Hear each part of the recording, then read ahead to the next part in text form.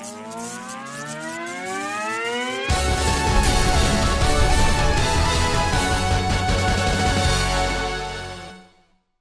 guys, welcome to Evalou, and this pay-per-view, this takeover, the best one ever.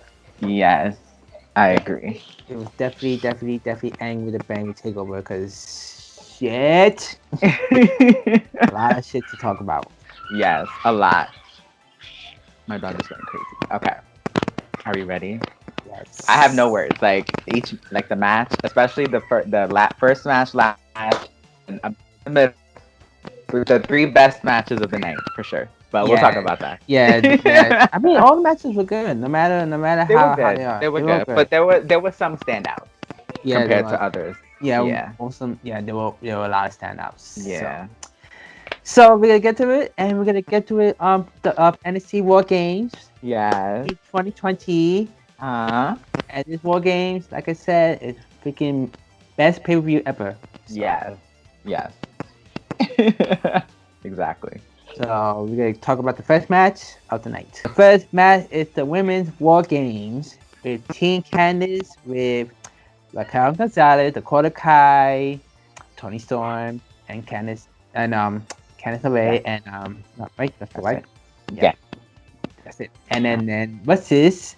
Shotzi Blackheart with Rhea Ripley, Ember Moon, and NXT Women's Champion Io Shirai, and the match. Yes.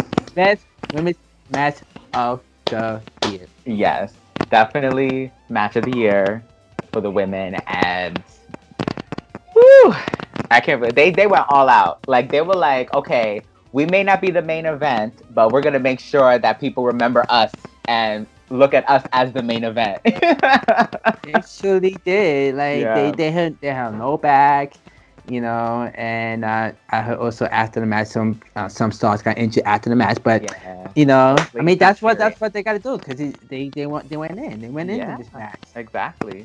So the match started with Dakota and Ember. And they were the first two they started, and Dakota was the shiny star in this match. Oh yeah. And Dakota went in, and this is Dakota's first match because last year she, betrayed her team. Exactly. This time she is in the team, so. Yes, she was. This is her first time. I was like, she did a good job. She did a good job. Captain Dakota did her thing. She did her thing, and Ember also her first time. Yeah. Never no steps. She, Yeah. But at loses, guys, Wargames usually starts when all the members are in the match, in the cage. Yeah. So technically, they cannot pin each other until everybody is in the cage. Right. Exactly. And it's only one pinfall. It's no elimination. It's not that. So that's the rules of Wargames. So So it started with 2, and then after that it was Raquel, right?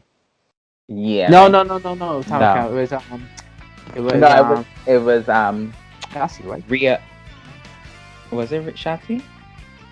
Oh no, it was Rhea. It was Rhea Ripley, right? No, wait. I'm trying to think. It was not Rhea. Shotzi. Right, it was Shotzi. Right. She put all the stuff in. Right, that's right. She did. Yeah, that's true. It was Shotzi. Shotzi went in, and then Raquel got it. Right, and then she kind of I think she evened the team, and then it was Rhea. Right? Yeah, Rhea. It was Rhea. And then it was Toni Storm. Yeah. And then it was and then it was Io. And then Candice was the last one. Yeah. Yeah, it was crazy. I mean, like the weapons they used, the things they did with the weapons. Yeah. Shotzi brought in the 2 bots and the crowbar, and then Io, she was bringing everything. She was like bringing chairs, she was bringing ladders. She tried to bring. I mean, she put in everything, and she tried to get in the match. Remember, she was gonna get a table, but Raquel was like, they kept knocking her, and then they kept knocking her. I was like, how do they expect her? How do they expect to win if they're not letting Io in the match? They can't win like that. Exactly. And Like I also, was confused. I was like that. also Rhea, she went freaking like a parenthood, Yeah. freaking ripping belt, her belt, using her belt. That was crazy. Yeah. It was crazy. It was crazy. And then finally, like Io had enough. She was like, "Okay, you guys have locked me out." Well, You no, guys before she got in, she got interfered. She got interfered by Indy on her. I could forget. And the Candice also attacked Io. Yeah. So she was out for a little while. And then it was pretty much like 4-on-3. It was 4-on-3 for like a few minutes until finally, Io was like, "I had enough. You want to My question is, how she climbed with that trash can? Exactly. That's what I'm asking. How did she did she have it in her mouth while she was like climbing? I was like, what the hell? So Io climbed all the way to the top of the cage. She went to the top of the cage. She put the trash can over her head. She did a dive. Yeah. She did a dive with the trash can over her head. It was one of the WrestleMania highlights of the night. Right. It felt like a WrestleMania moment. It was crazy. It was just spots after spots. Crazy as it's just. Yeah. I can't. I got no words to say in this match. Like everybody shine. Like everybody did their thing. They shine. Everybody shine. And then Dakota also did when she did the double stomp on the stomp on Io on the trash can. Yeah. She literally like I put Io. I mean, even though it's kind of the box, but it was like she was stuck. yeah, she was. I saw that. I was like, that. I was like, damn. Yeah, but it was crazy. And then I'm glad that they allowed Raquel to finally show her dominance and like really kind of like be her and Rhea were like the dominant ones of each team, but like they really allowed Raquel to shine, because you know how whenever she's in tag team matches with Dakota Kai or whatever, like we rarely get to see her dominance, you know. So like it was nice to see a change in attitude for Raquel. Yeah. So, yeah. But, and as unhappy as I was that the faces lost, I'm glad that Raquel was the one that got the pin. Like, I'm glad she's the one that got the pin and got the win for her team, because it's time for her to shine now, you know? Exactly, because I mean, I was shocked that the Shotzi team lost, but in the end, you know, not all good people got to win, you know? Exactly. And this is going to further a storyline with her, because she pinned Io. She pinned the women's champion. So it'll be interesting to see where they go from here. I mean, obviously, we're predicting she's going to be the next challenger. So, well, let's see. Let's see if she really will be the China of today's generation. She pretty much going to be the China Beth Phoenix dominant of the women's division, like the one that they're supposed to do in Nia, right? Exactly. But Raquel, she's gonna be the one. You know, she only been defeated once, right? Right by Rhea, right? Right. Was it a steel cage? No. It was a steel cage, right? No, it was a match. That was Mercedes. Yeah, it was just a one-on-one match. Yeah. So, but let's see what happens. Let's see if this is Raquel's redemption to become that dominant force in the women's division. Yes. But this match, definitely match of the year for the women. So that's our because it was just. I mean, as much as I love the Hell in a Cell match with Bailey. That was definitely a second. That's the second. Definitely a second. This is the first. Yeah, this is definitely the first, because they were creative. I mean, Hell in a Cell, Sasha and Bailey were creative, but this one, they went in. They're like, okay, we gotta do this. We started this match. We gotta do this shit. Yeah, exactly. And that's what they did. And then Chelsea came up with her new tank, and it shot in front of it. Shot the cannon. I was like, damn. That was awesome. It was awesome. It was definitely awesome. But yeah, so we're gonna talk about the next match that happened. So the next next match was a one-on-one match between Tommaso Ciampa and Timothy Thatcher. And this was a match that I wasn't crazy about. I mean, I like that it was hard-hitting, which I expected. It was a hard-hitting, brutal match. Timothy Thatcher got his, his head, the side of his head, like his ear area, like busted open. Yes. And they really went for it. But I don't know. I just felt like it was just like of all the matches tonight, not tonight, of the pay-per-view, I felt like this was my least favorite, I guess you could say. Yeah, I see what you're saying. I mean, yes, the match is great. It was one that like hardcore old school match. Right. Yeah. That's what it is. Which I like. Yeah. And but the story wise, they could have done much with the story because they were just trying to like up to each other up because which one is the better, right? Meaner, badass. Exactly. That's what it is. So exactly, you could tell that this was a placeholder because obviously we know Finn Balor he hasn't been 100% cleared to wrestle yet. So you could tell that this match was like the filler match, like to take that place. Yeah, it's a filler, but it doesn't mean that Finn will face any of these two because there was a former somebody returning of a former champion who never lost of injury. But yeah, this match was really good. I enjoyed this match. Yeah. Yes, the story wise could have been better. I think my criticism was the story built up, but the match itself, like if I was just judging the match, like the hard hitting, crazy, brutal match, like old school kind of brawl kind of match, that it was good. But the storyline, So yeah, because there's really nothing much in stake. It's just pretty much who is the better. Yeah. Who's really the badass? Like, who's really the brawler of NXT, Yeah, who is that one that, that will kill people no matter what. Who really is psycho? Oh man. But yeah. Right. But in the end, it was back and forth. They were back and forth, submission. In the end, Ciampa won. He did his finisher on Thatcher, and he won. Yeah, no surprise with that. So yes, no surprise there. But let's just see what happens with both of these guys, Yeah. But let's see. Yeah. But yeah, so we're gonna talk about the next match It's a strap match between Cameron Grimes versus Dexter Lumis. Yeah. And this match is, a fun, entertaining match. Right. It was definitely like the comedic relief of the show. Yeah. Yeah, but it was not like it's not one of the fun comedic. No, right. There were some spots. There were some spots. It wasn't like the haunted house match. Oh, yeah. But yeah, there were some spots. But yeah, it was pretty good for what it was. Cameron Grimes tried to not cheat, but like try to take the shortcuts a few times, like with he tried to put the blindfold on Dexter Lumis and stuff like that. And then he tried to he was waking his eyes so something that trying to blind him. Exactly. And, Dexter tried.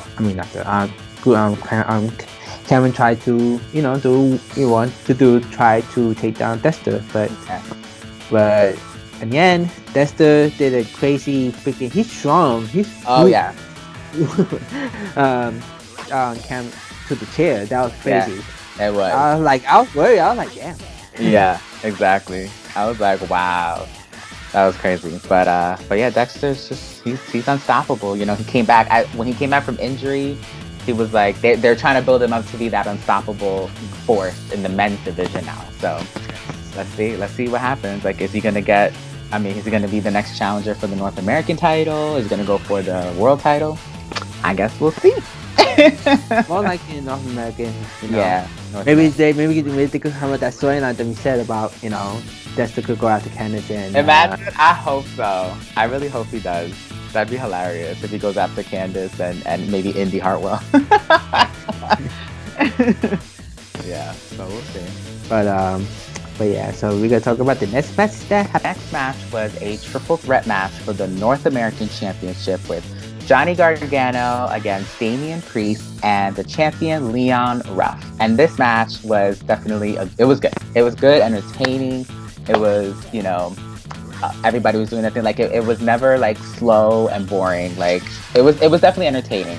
It it wasn't like a like what do you call that? Like a what do you call that? Like a kind of match that's like technical, but it was just like entertaining, like a lot of spots, and yeah, they did their thing, and yeah, it was a pretty good match. It was, I think, after the 2 Wargames matches, this was my 3rd favorite match. Yeah, I agree. it was back and forth from each 3 of them, each guy. They did, all, everything. Right. A lot of spots hit on each other. But it would be good if it wasn't interference, but that's the only thing. Of course. We expected that because they made that hint on NXT when they showed the 2 ghost faces behind Johnny when he was on commentary. So we were expecting some sort of interference tonight, and we did. We got not 2 ghost faces, but like 50. We got the whole Dark Order. I know. I was like, what the hell? The whole retribution. And I'm glad that they actually called the commentators called them Ghost Face instead of the Grim Reaper. I was like, that. Remember they were calling him the Grim Reaper for Halloween Havoc? I don't like the Grim Reaper. It's Ghost Face. I'm glad they finally made the correction. Well, even though it knew who it was, but in my mind, I thought somebody else it could be the Ghost Face. David Arquette. Oh my god. The hell? Why David Arquette? Just because he's in Scream? Well, not just that, because I know he's doing that wrestling movie that he's doing. I know he got some training though, but I don't know. But that was my opinion. But yeah, so there were like 6 ghost faces, and Damian Priest was trying to like fight them all off. He kept like doing suicide dives, like front flips over the top ropes onto all of them. Yes. But in the end, Johnny, he took advantage of all of the distraction, all of the interferences, and he pinned Leon Ruff. So he is the new, again, North American champion. He's 3 times North American champion. Exactly.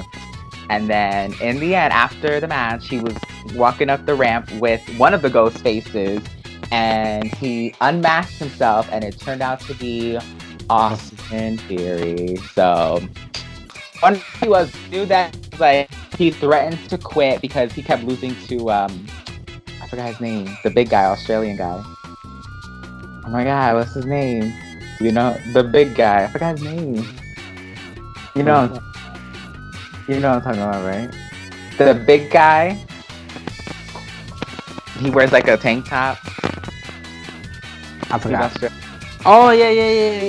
He challenged him, but he lost, and then he challenged him again the same night, and then he lost again.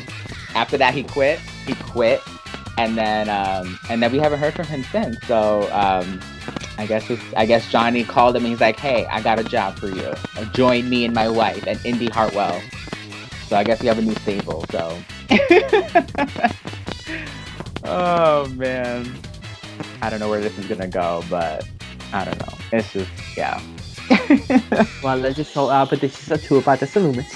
Yes, please. Hopefully he's the new challenger. Please. Yes. Yeah.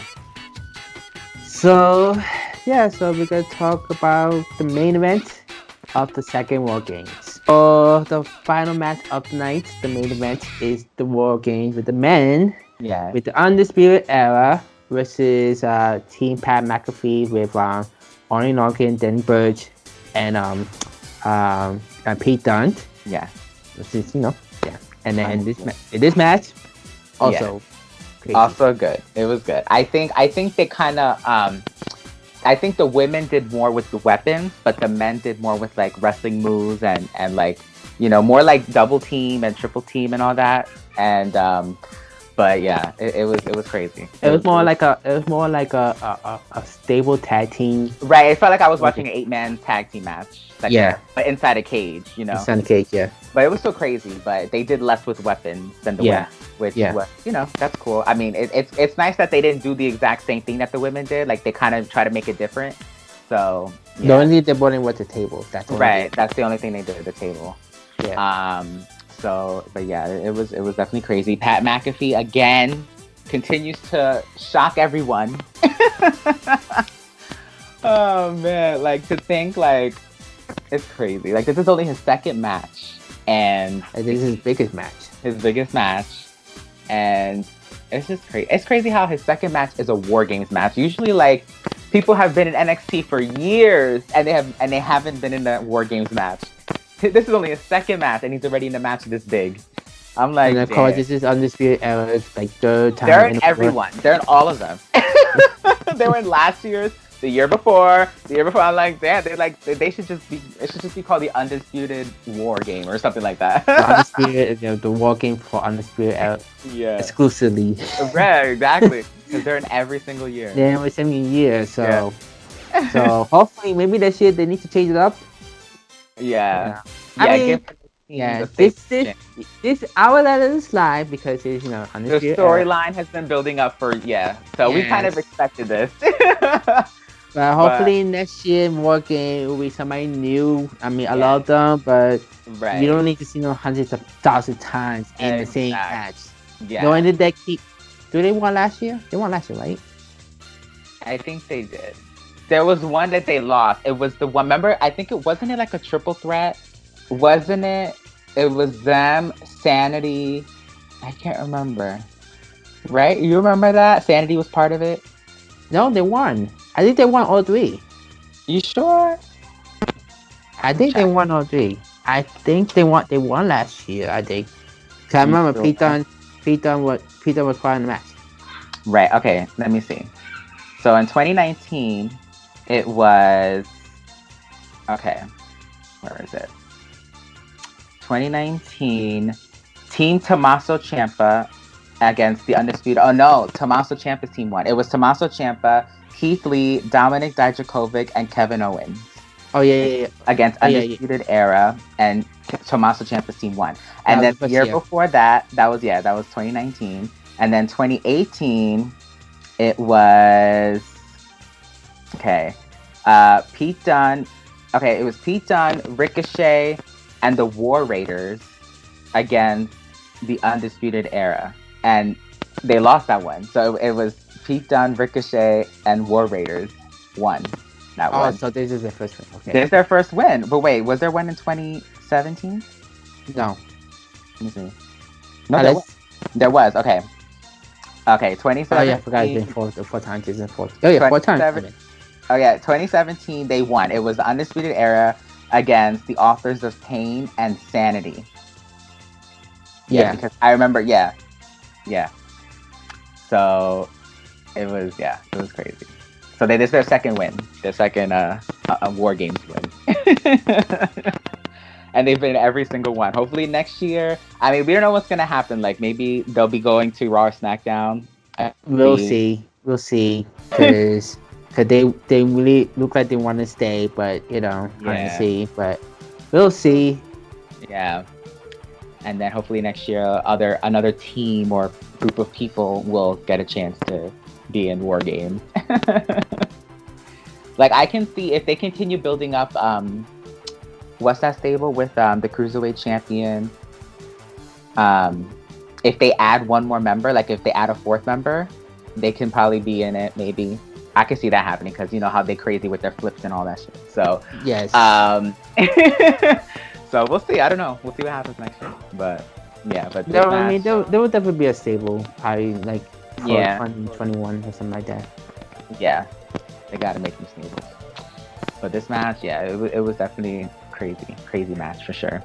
but yeah, McAfee did that Swanton bomb. Oh my god! On everybody, I was scared. I was like, oh my god! Like I thought he got hurt because it looked like he landed head first. And I was like, oh my god, is he like got concussion or what? But he was fine. So, yeah.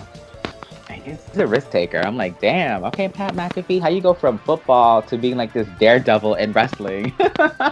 He's like one of those guests. I'm not sure he's guest or full time. I have no idea. He should be full time. Like I don't know. Like he definitely has what it takes to be full time. So. Like he's good at everything. His wrestling is good. His mic is good. Like. Mm-hmm. I'm sorry, like I think I think he's awesome. I mean, he is. Like it's crazy. Like I've never seen anyone like be this good so quickly. Like you know how it always takes years for someone to build up a character, to build up their mic skills and their wrestling skills. but like he has had it all so quickly. And I'm like, where did he learn this from? Like, who's been teaching him all these things? And yeah, but he's definitely a quick learner. So Yeah, he definitely is. He definitely is. So, yeah. but in the end, what's his name? Shit. Anna Cole, you know, he did his the shock, that shock move that he does. Yeah, because Pat McAfee was gonna do it first. He was gonna do it first, and then Adam Cole did the super kick on him, knocked him out, and then that's when he went on the ropes and did it himself, and then he was able to, yeah. So honestly, won their second War Games. Even though they've been there 4 times. I know, right? Their second War Games win. So yeah, it was crazy. Well, let's just see what happened in 2021. Yeah, let's see what storylines come out of this. Like, now that War Games is over, and you know, let's see what women's storylines happen, the men's. Let's see what happens on Wednesday. Let's see what new storylines begin. Yeah, and especially that we know that it's not the next takeover, but the next theme event is New Year's Evil. Yeah, which that's on January 6th, which is the WCW event. Yeah, and also Karrion Kross is returning. So yes, yep. So let's see what he does. Let's see what him and Scarlett do now that he's coming back. Exactly. Yeah. Exactly. War Games. Yes. It was crazy. The best War Games. And in terms of, the best War Games matches, like the matches themselves were good. Yes. And then obviously the triple threat match was good. The strap match was pretty good, entertaining. And yeah, so it was a pretty solid show. And then obviously the War Games match made it better. Yes. Yeah. Yeah, the women stole the show. Yeah, exactly. They stole the show. Like I don't know what's gonna happen next. Let's just see what happens next, you know. And yes, we heard there were injuries. Candice got injured. Yeah. Who got injured? Johnny. You said Johnny Gargano? No, not Johnny. Well, Johnny got busted up, but I think he's fine. Okay. I think it was just Candice. Well, as far as I know, it's just Candice. Timmy Thatcher got injured. Right. Fish got injured, and Kyle Wright got injured. Wow, that's crazy. Hopefully it's nothing serious, because we don't like, as much as we pretend to hate some of them, like we never want them to be hurt. Like Candice, like we only hate her in wrestling, but like we would never want her to be hurt for real. So no, getting hurt is it's not fun. It's not funny, and it's yeah, So, but at the same time, but that's the risk. That's the risk that they take when they participate in these matches. And especially, like NXT go, these superstars go in like much more than Raw or SmackDown does. Yeah. Like I was speaking to one of my friends, like I feel like NXT is it's a better brand than Raw or SmackDown, because with Raw or SmackDown we got great wrestlers, a roster, but they felt like they are toned down or watered down, watered down, because they're not showing them what they can do. So yeah, exactly.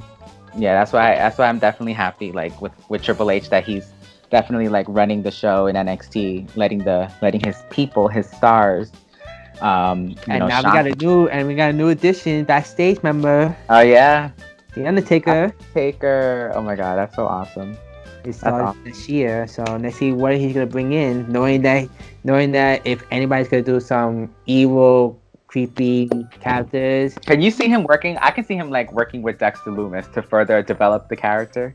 Either him or Karrion Kross, or I'm not sure who else it has up that. Not like that or evil gimmick, but like a dark gimmick. Yeah. There's really no one else right now. I'm trying to think. I mean, we don't know what Mercedes is. I'm curious to know about what's her name? Xia Li. Yeah. I feel like that's definitely going dark. We don't know who the mysterious person is, so I don't know.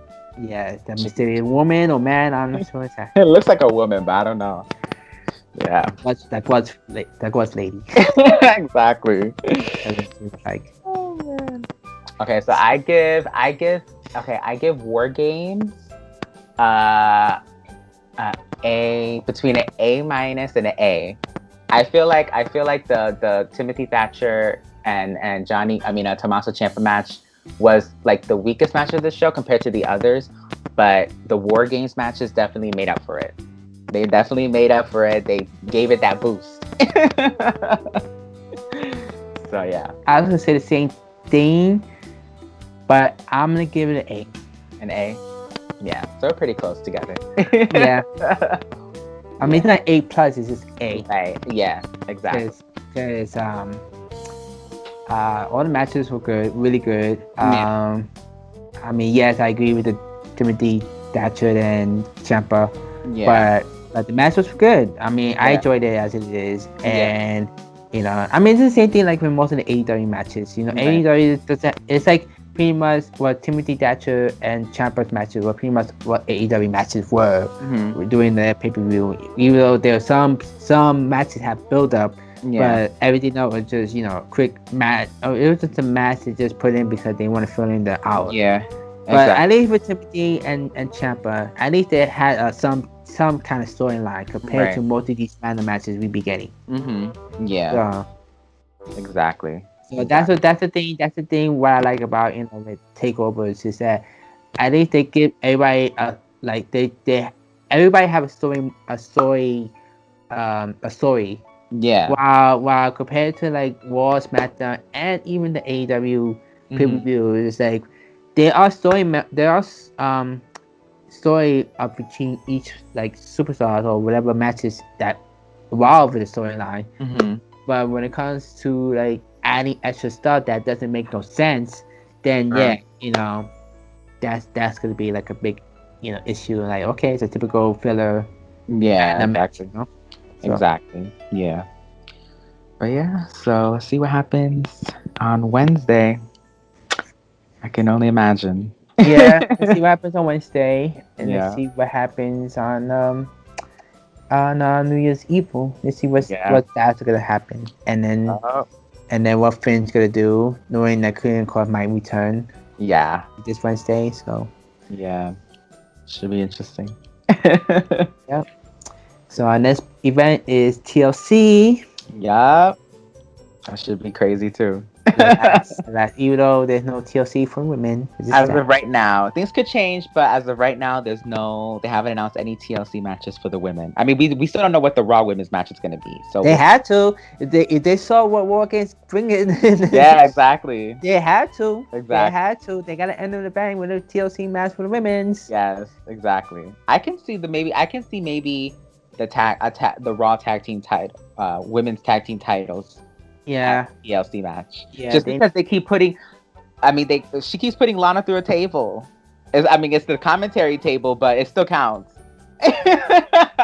TLC, they had to do it. I mean, they gotta do it.